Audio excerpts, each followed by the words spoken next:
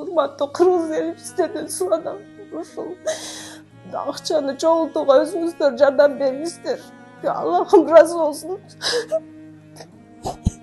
Ассаламу алейкум кыргыз эли. Менин атым Аскарал кызы Гулина. 27 жаштамын. Бир баламдын энесимин, жалгыз бой энемин. Сиздерге кайрылуумдун себеби ушул бир оору менен ооруп калдым. Диагноз хондроскома. 3 жолу операция болдум. 3-сүндө полный сөөгө чейин удаление болду. Акыркы операциядан кийин химия алуучу алдым. Азыр ооруум өспөй токтоп турат. Көзүмдүн ичи бош болгондуктан ичинен воспаление чыгып, башка жактарыма зыян тийип атат. Бул оору менен алышып келип атканыма 3 жыл болду.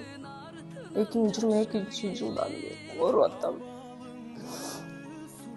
Буга чейинки болгон 3 жолу операция болдум. Ошол операциялардын баарын ата-энем, туугандарым жардам берип келди. Өзүмдүн үйүмдү да саттым. Эми ушул акыркы боло турчу операцияга каражатыбыз жетишпей жатат.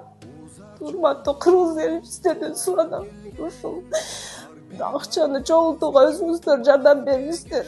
Аллахым ыраазы болсун.